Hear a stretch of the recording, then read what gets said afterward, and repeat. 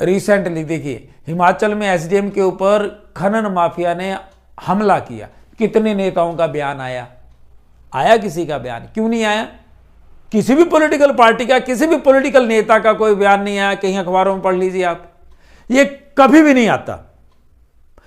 2 जवान हमारे, एक कैप्टन साहब शहीद हुए बॉर्डर पर, एक जवान शहीद हो गया बॉर्डर पर, किसी नेता का बयान आया? क्यों नहीं आया?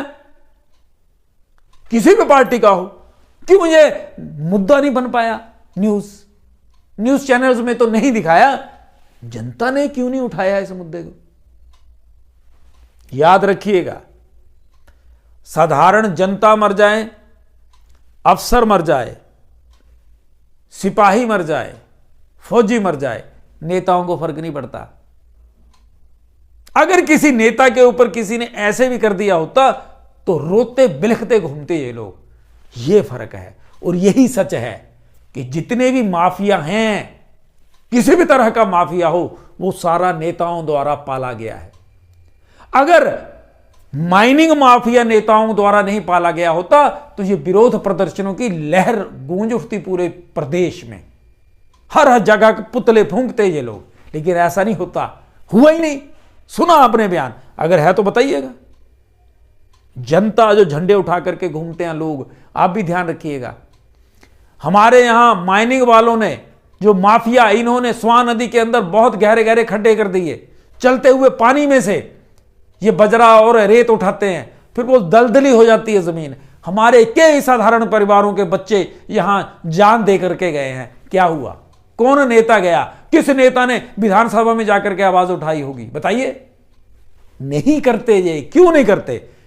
नेता अपने आप में एक अलग कौम बन करके मानते हैं अपने आप को।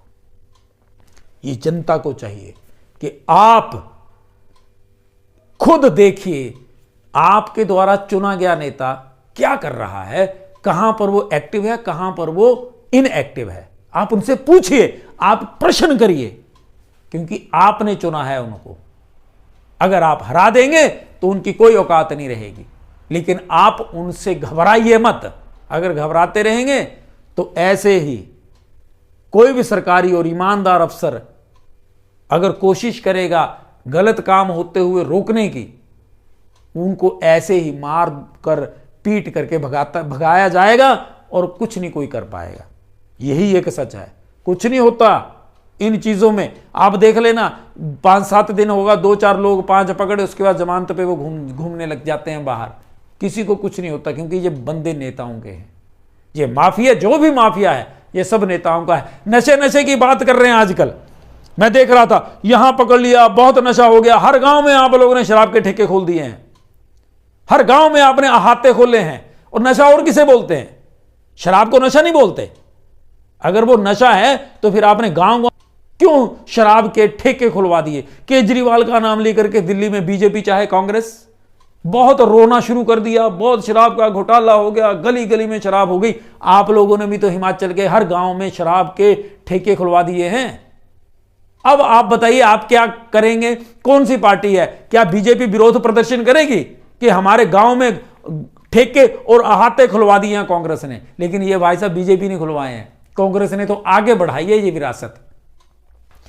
इसलिए ये जो नशे का नाम लेकर के ये जो ढोंग किया जाता है, इसके ऊपर भी लगाम लगानी पड़ेगी। जनता को चाहिए कि याद करिए, चुनाव के दौरान किस किस उम्मीदवार ने आपके क्षेत्र में नशे बांटे थे, किस किस उम्मीदवार ने शराब की बोतलें दी और चिट्टा बांटा था चुनाव से पहले। जब ये लोग अपने जीत और अपने करियर के लिए आपके बच्चों को जहर दे रहे होते हैं, तब आप क्यों नहीं कोशिश करते? तब आप क्यों नहीं विरोध करते इन लोगों का? ये सिर्फ ढोंग कर रहे हैं, नशा। ज्यादातर जो माफिया है वो किसी भी फील्ड का हो, मैं फिर कह रहा हूं, वो नेताओं द्वारा पोषित है।